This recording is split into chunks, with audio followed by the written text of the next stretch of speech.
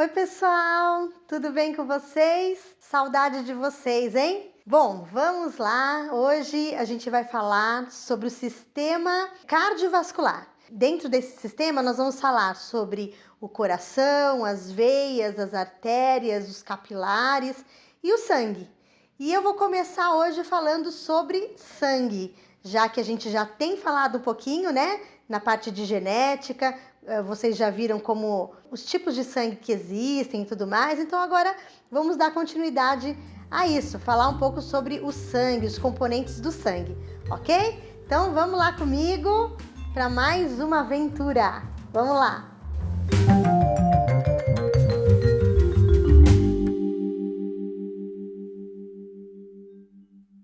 Então, gente, ó, o nosso sangue, se a gente imaginar assim, né, um tubo de ensaio, né, a gente vai ver que uma boa parte desse sangue, né, a parte que fica inclusive em cima, é constituída de 55% de plasma. O que é o plasma? É a parte líquida do sangue, tá?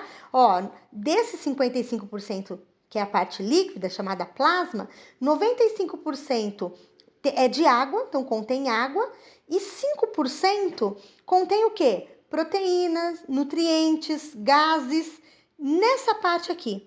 A parte mais pesada do sangue, que seria a que fica depositada no fundo do tubo de ensaio, né? São 45% do quê? De células como hemácias, leucócitos e plaquetas.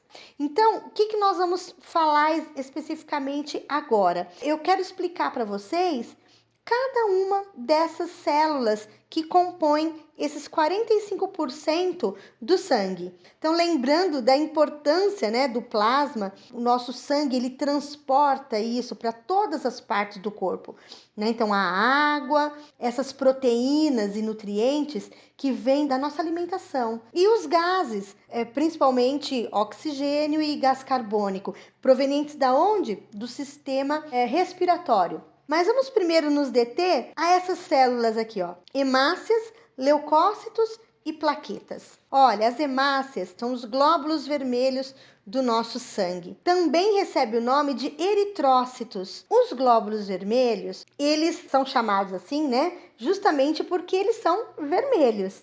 E da onde vem essa cor vermelha? Na verdade, existe uma proteína que está ligada aos glóbulos vermelhos chamada hemoglobina. Esta hemoglobina é um pigmento vermelho que vai dar a cor então vermelha para as hemácias, tá certo? Então nós, né, mamíferos, possuímos sangue vermelho por conta desta hemoglobina. E olha, não somos só nós, viu, que temos o privilégio de ter o sangue vermelho. As minhocas, por exemplo, elas também possuem hemoglobina no sangue delas. As minhocas também têm sangue vermelho e são invertebrados, são do grupo dos anelídeos e também possuem a hemoglobina, tá? Esta hemoglobina, pessoal, ela está ligada ao ferro que contém na nossa alimentação, que a gente adquire através da alimentação e que ela funciona e ligada à hemoglobina para uma função muito importante, que é para transporte de oxigênio, certo? O oxigênio vindo lá dos nossos pulmões, né, pelo sistema respiratório, ele desemboca no sangue. Em que momento que isso vai acontecer? Nos alvéolos do sistema respiratório, lá nos pulmões, ocorre essa passagem do oxigênio do sistema respiratório para a corrente sanguínea. E é então a hemoglobina, junto aí ligada ao ferro, que vai transportar esse oxigênio dentro das nossas hemácias, né, para todo o nosso corpo. As hemácias, elas são produzidas na nossa medula óssea, certo? E elas não duram para sempre, tá? Existe um tempo de duração dessas hemácias. Na verdade, elas não são uma célula completa, tá? Elas não possuem núcleo, elas não conseguem se reproduzir, fazer divisão celular, tá? Porque elas não são uma célula completinha, com núcleo, com material genético dentro do núcleo. Então, elas não conseguem fazer isso. Então, elas duram pouco tempo. Quanto tempo? Olha, 120 dias mais ou menos dura as nossas hemácias. Então, elas são sempre renovadas lá na medula óssea. Elas são destruídas no fígado e no baço. Então, o papel aí do fígado e do baço é de desintegrar, tá? Essas hemácias. Bom, como eu já tinha dito, a função então das hemácias é de transportar o gás oxigênio. Veja, o oxigênio nós precisamos em todas as células do nosso corpo. Se uma célula do nosso corpo ficar sem oxigênio, ela morre. Uma outra coisa importante para a gente entender aí das hemácias é em relação à anemia. Você já deve ter ouvido falar, né, ou visto alguém que tenha anemia. O que é a anemia? A anemia é um número menor, é um número mais baixo de hemácias, de glóbulos vermelhos no sangue. Então, quando a gente faz um exame de sangue e consta lá que houve uma diminuição do número de hemácias, logo o médico vai entender que o indivíduo está com uma anemia. Pode ser causada também por carência de ferro na nossa alimentação, que é a causa mais comum de anemia, né? Chamada de anemia ferropriva. A falta do ferro na alimentação pode causar anemia. Ok? Lembra que eu mostrei agora há pouco para vocês que o ferro é importantíssimo junto com a hemoglobina para poder transportar o oxigênio? Então, normalmente uma pessoa anêmica, uma pessoa quando tem anemia, ela sente muito cansaço, ela tem uma fragilidade, né? Ela se sente cansada, sonolenta. E por que isso? Justamente porque o transporte de oxigênio, que é o que faz com que durante a respiração celular, né, as células consigam energia, uma pessoa anêmica, como tem pouco ferro e, consequentemente, está transportando menos oxigênio, ela vai se sentir com esse cansaço, tá? E um outro motivo também para anemia é a destruição exagerada de hemácias, né? Pode acontecer por algum erro que o fígado e o baço estejam destruindo exageradamente com a quantidade de glóbulos vermelhos e aí também causar a anemia, certo? Então, é muito importante esse tema. A anemia é uma doença muito comum, né? Nós vamos ver um pouquinho quando a gente falar sobre o sistema digestório, sobre os alimentos que contêm ferro, né? Importantes para a gente poder suprir a carência de ferro no nosso organismo e evitar então a anemia. Bom, vamos agora para os leucócitos. Os leucócitos são células chamadas de glóbulos brancos. E, na verdade, ele é incolor, né? Ele é chamado de glóbulos brancos, mas são células incolores do nosso sangue. E qual que é a principal função dos leucócitos, né? Eles vão trabalhar no sistema imunológico, na defesa do nosso organismo. Vale lembrar, gente, que dessas células que eu vou falar para vocês, né? Já falei sobre as hemácias, agora os leucócitos e depois sobre as plaquetas. A maior quantidade no sangue de células é dos glóbulos vermelhos, realmente, tá? A gente colocou ali que eram 45% dessas células. Imagine aí, desses 45%, 1% é de leucócitos, tá? É bem pequena a quantidade de leucócitos comparada à quantidade de hemácias no nosso sangue. Mas vamos ver qual que é a grande atuação aí dos leucócitos no nosso sangue. Os leucócitos também são produzidos na medula óssea, tá? E a função dele é de defesa do nosso organismo. Toda vez que um agente estranho, um corpo estranho invade o nosso organismo, os leucócitos, eles são aquele grande exército que vai combater o corpo estranho, certo? No nosso organismo. Então, imagine só uma bactéria, né? Uma bactéria ou um vírus entra no nosso organismo. Como é que o nosso corpo, como é que o nosso sistema de defesa vai atuar? Veja, olha, tem uma das maneiras é através da fagocitose. Não sei se vocês já ouviram falar esse nome, mas olha, eu vou explicar direitinho como que funciona. Imagina aqui, ó, um leucócito, um glóbulo branco. E aqui uma bactéria ou um vírus. Então, como que esse leucócito vai fazer para tentar eliminar esse corpo estranho? Olha só, o leucócito começa a modificar as paredes da célula do leucócito. Qual que é a finalidade? A finalidade é englobar completamente a bactéria. Até que, olha, ele vai se encurvando tanto a ponto de englobar, olha, completamente. Então, a fagocitose é isso, é esse englobamento de partículas. Aqui dentro, ele começa a eliminar substâncias nesse vírus ou bactéria que vão desintegrar, que vão digerir a bactéria ou vírus.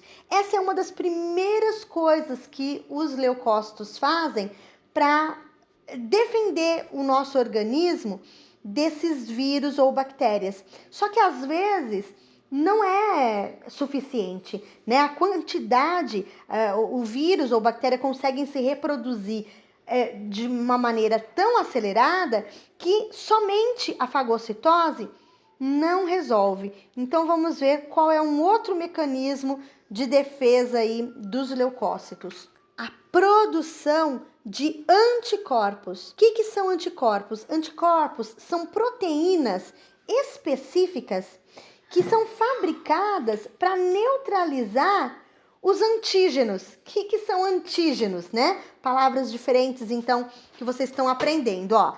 Anticorpos e antígenos. Antígeno é o corpo estranho, é uma substância tóxica de algum invasor do nosso sistema imunológico, certo? Então, os vírus, as bactérias, ou então vamos supor uma substância tóxica proveniente de algum alimento que você tenha comido e que não tenha feito bem a você, né? Isso a gente chama de antígeno, ok? Bom, para cada antígeno, então, os nossos leucócitos vão produzir anticorpos, vão produzir proteínas específicas que vão atuar tentando neutralizar esse antígeno. O nosso sistema imunológico, ele tem um sistema de memória, uma memória imunológica. Essa memória imunológica, ela grava, né, aquele antígeno e tem lá através do anticorpo específico para aquele antígeno. E aí o que acontece? Se esse corpo estranho, numa outra oportunidade, vier a te atacar novamente, o corpo ele recorre a essa memória imunológica e começa a produzir rapidamente anticorpos que vão te defender daquele corpo estranho, tá? Isso é fantástico, né, gente? É maravilhoso o que o nosso corpo faz para nos defender. Só que assim, às vezes, como demora um pouco esses anticorpos para serem produzidos, às vezes esse antígeno, né, esse corpo estranho, causa danos ao nosso sistema. E aí, então, nós podemos falar um pouquinho sobre as vacinas. O que são, então, as vacinas? Olha só que interessante. As vacinas nada mais são, gente, do que é injetado em você, né, no corpo da gente, antígenos causadores de doenças. Que antígenos são esses?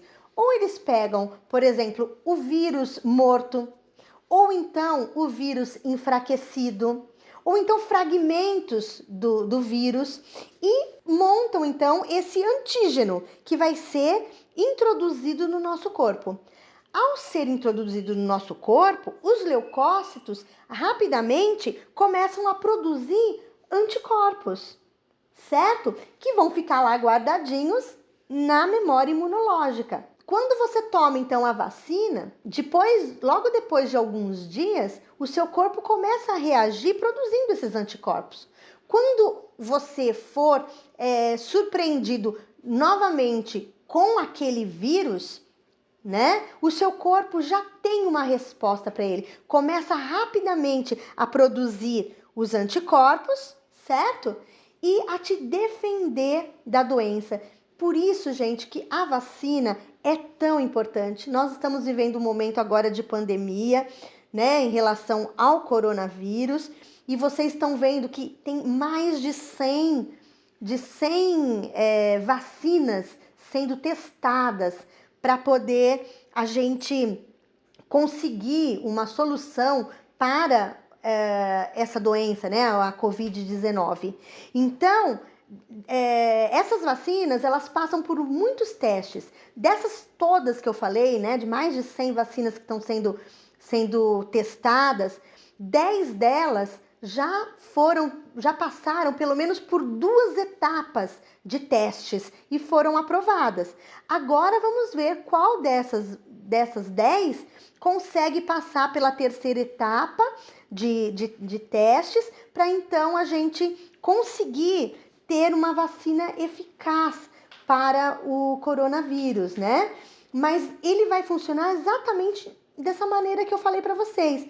Eles estão usando fragmentos do vírus, né? O vírus enfraquecido, ou às vezes o vírus morto. Então, quando injeta na pessoa, isso vai produzir, né? Os leucócitos vão trabalhar para produzir esses anticorpos, certo? E quando a gente tiver de novo contato com o vírus, a gente vai estar imune, a gente vai estar protegido com anticorpos para combater a doença. Então, assim, olha, fica aqui a minha dica, né? Eu sei que tem muitas pessoas que têm medo de tomar vacina e contrair doenças, né?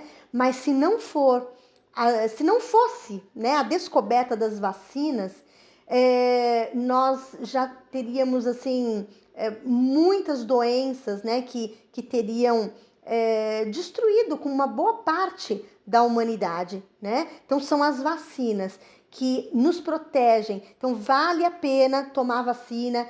Não esqueçam disso, né? Levarem os filhos para vacinar. Muitas doenças, muitos pais que às vezes não levam os filhos, mas os filhos acabam sendo protegidos também. Por quê? Porque a maior parte das outras pessoas foram vacinadas. Então, acabam também sendo protegidos, né? Mas o ideal é que todos se vacinem. Bom, falando ainda sobre antígeno e anticorpo, como nós falamos nas aulas anteriores sobre os tipos sanguíneos, eu queria falar também para vocês sobre as transfusões sanguíneas. Olha só, os tipos sanguíneos, né? O nosso sangue pode ser ou do tipo A, ou B, ou AB, ou O, certo?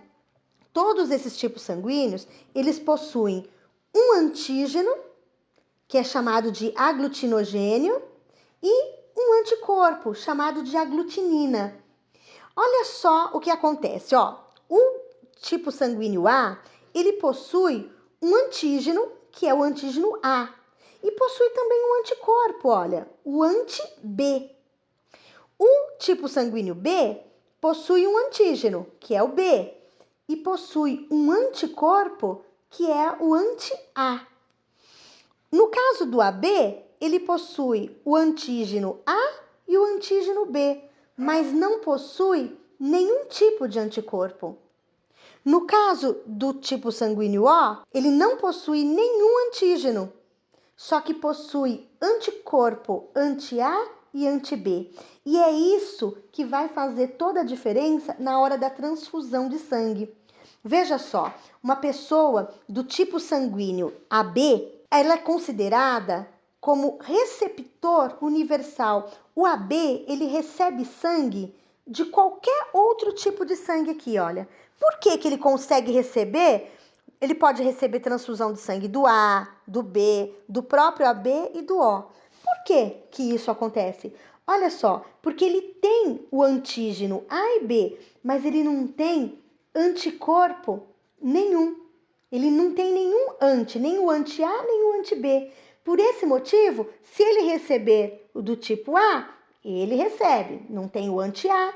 Se ele receber do B, ele recebe, porque ele não tem o anti-B, que é anticorpo que combateria, né, que faria com que o sangue aglutinasse, com que o sangue reagisse, tá? Então, como ele não tem nenhum anticorpo, ele pode receber de qualquer um. Já no caso do grupo de quem é do grupo sanguíneo O, olha só, ele não tem nenhum antígeno, nem A nem B. Só que ele tem anticorpo, anti-A e anti-B. Isso significa que o grupo sanguíneo O é considerado o doador universal. Ele doa sangue para todos esses aqui. O O pode doar para o A, para o B, para o AB e para o O mesmo. Só que ele só recebe dele mesmo. Ah, e o A e o B, professora? Como que funciona? Bom, quem é do tipo sanguíneo A pode doar para o A mesmo e para o AB, certo? Quem é do tipo B pode doar para o B mesmo ou para o AB, ok? Então, é assim a questão da transfusão sanguínea, que é de extrema importância, né? É saber para quem que a gente pode doar e para quem não pode. E vamos à última parte da nossa aula, que é sobre as plaquetas. As plaquetas, elas são consideradas fragmentos só de células. Elas também não possuem núcleo, né? Então, são fragmentos de célula. São produzidas também na medula óssea e também são destruídas no fígado e no baço. O tempo de duração das plaquetas, olha, são de 10 dias no nosso sangue, tá? Depois são renovadas novamente pela medula óssea. Bom, qual que é a função das plaquetas? As plaquetas, elas têm função de evitar a hemorragia.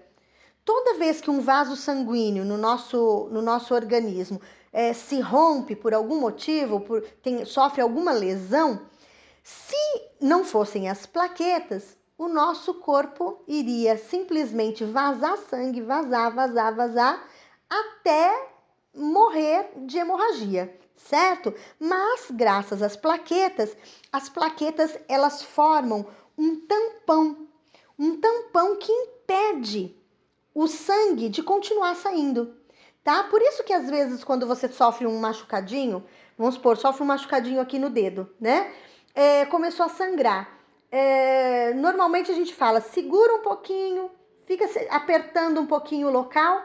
Depois de uns 10 segundos, você solta e já não tá sangrando mais. Por quê? Porque é o tempo que as plaquetas levam para ir em direção àquele ferimento, né? Formar um tampão impedindo a hemorragia. Esse tampão que as plaquetas formam, elas não formam sozinhas, elas agem junto com a vitamina K, certo? A vitamina K é uma vitamina muito importante, presente na nossa alimentação, ela precisa estar presente na nossa alimentação. Então, quando a gente for falar sobre o sistema digestório, nós vamos falar um pouco também sobre essa vitamina, em quais alimentos a gente encontra a vitamina K, porque ela vai agir, né, junto com as plaquetas, formando um coágulo, na verdade, né? Esse tampão é resultado de um coágulo formado pelas plaquetas e a vitamina K, certo? Então, esse coágulo impede que o sangue continue saindo daquele vaso lesionado. E aí, pessoal, o que acharam? Tem bastante coisa muito interessante, né? Eu acho que esse assunto faz muito bem para todo mundo, porque é um assunto do nosso dia a dia, do nosso corpo, né? E como vocês viram, o sistema cardiovascular, ele está assim intrinsecamente ligado com outros sistemas do nosso corpo. E nós vamos falar sobre esses outros sistemas também. Então, o que eu queria concluir para vocês é isso, para prestar bastante atenção, né? O sangue, ele carrega nutrientes e carrega oxigênio. O oxigênio vem da onde? Do sistema respiratório. E os nutrientes vêm do sistema digestório, que nós ainda vamos falar sobre esses outros dois sistemas. Então, fiquem atentos para poder a gente interligar aí todos os sistemas, ok? Um beijo para vocês e até a próxima. Beijo, tchau, tchau.